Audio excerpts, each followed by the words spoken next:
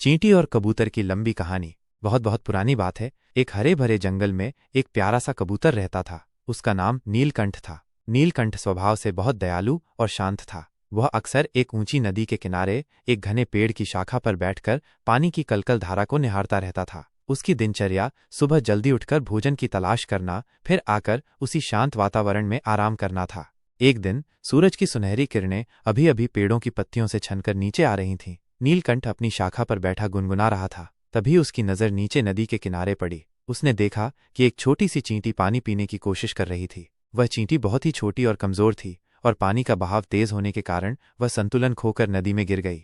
ओह बेचारी चींटी! नीलकंठ के दिल में दया आ गई। उसने देखा कि चींटी पानी में छटपटा रही थी, अपनी पतली पतली टांगों से पानी में तैरने की कोशिश कर रही थी, लेकिन तेज धारा उसे बहाकर ले जा रही थी। चींटी डूबने ही वाली थी।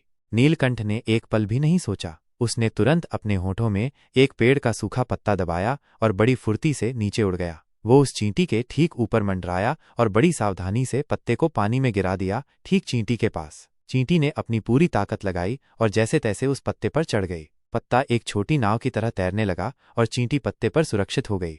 कुछ देर बाद पानी का बहाव धीमा हुआ और पत्ता किनारे आ लगा। चींटी खुशी खुशी पत्ते से उतरकर सूखी जमीन पर आ गई। उसने ऊपर देखा। नीलकंठ अभी भी वहीं पेड़ पर बैठा उसे ही देख रहा था। चींटी ने अपनी छोटी छोटी मूछें हिलाईं और कृतज्ञता से सिर झुकाकर नीलकंठ को धन्यवाद दिया। वह कुछ बोल नहीं सकती थी, लेकिन उसकी आंखों में नीलकंठ के प्रति गहरा आभार स्पष्ट दिख रहा था। नीलकंठ ने भी प्यार से सिर हिलाया और अपनी रोजमर्रा की दिनचर्या में लग गया। दिन बीतते गए और नीलकंठ अपनी शांत सुखद जिंदगी जी रहा था। उसे उस छोटी सी घटना की शायद ही कोई याद बची थी।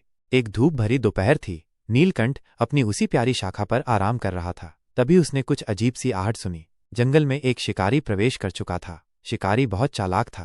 वह धीरे धीरे दबे पांव पेड़ों के बीच से आगे बढ़ रहा था। उसकी आंखें आसमान में उड़ते पंछियों पर टिकी थीं। उसने एक हाथ में अपना धनुष और तीर लिया हुआ था। नीलकंठ ने शिकारी को नहीं देखा था, क्योंकि वो पेड़ की पत्तियों के पीछे छिपा हुआ था। शिकारी ने अपनी नज़र दौड़ाई और उसकी नज़र नीलकंठ पर पड़ी। वाह, कितना सुंदर कबूतर है! शिकारी ने मन ही मन सोचा। आज तो मेरा निशाना लगेगा ही। उसने सावधानी से अपना धनुष उठाया, एक तीर चढ़ाया और नीलकंठ की ओर निशाना साध लिया। शिकारी ने जैसे ही तीर छोड़ने के लिए अपनी उंगली को खींचा, तभी अचानक जमीन पर एक तेज दर्द हुआ। शिकारी को लगा जैसे किसी ने उसके पैर में जोर से काट लिया हो। आह! वो दर्द से चिल्लाया और उसका निशाना चूक गया। तीर हवा में सर्राटा मारता हुआ निकल गया, नीलकंठ के बहुत करीब से। नीलकंठ ने तीर की आवाज सुनी और देखा कि एक तीर उसके पास से निकला है। उसने नीचे देखा। शिकारी दर्द से कराह रहा था और अपने पैर को पकड़े हुए था। नीलकंठ की नज़र शिकारी के पैर पर पड़ी और उसने देखा कि एक छोटी सी चींटी तेजी से शिकारी के पैर से उतरकर झाड़ियों में गायब हो रही थी। यह वही चींटी थी जिसे नीलकंठ ने नदी में डूबने से बचाया था। चींटी ने जब शिकारी को नीलकंठ पर निशाना साधते देखा था, तो उसे तुरंत अपनी पुरानी घटना याद आ गई। उसने अपनी जान बचाने वाले नीलकंठ की मदद करने का फैसला किया। उसकी छोटी सी जान में बहुत हिम्मत थी। वो तेजी से शिकारी के पैर पर चढ़ी और उसे जोर से काट लिया। उस छोटे से दंश ने शिकारी का ध्यान भंग कर दिया और नीलकंठ की जान बच गई। शिकारी दर्द से चिल्लाते हुए वहां से भाग गया। नीलकंठ ने गहरी सांस ली। वो समझ गया कि उसकी जान उस छोटी सी चींटी ने बचाई है। उसने नीचे देखा, लेकिन चींटी अब अदृश्य हो चुकी थी। नीलकंठ के मन में उस चींटी के प्रति और भी अधिक प्रेम और कृतज्ञता भर गई।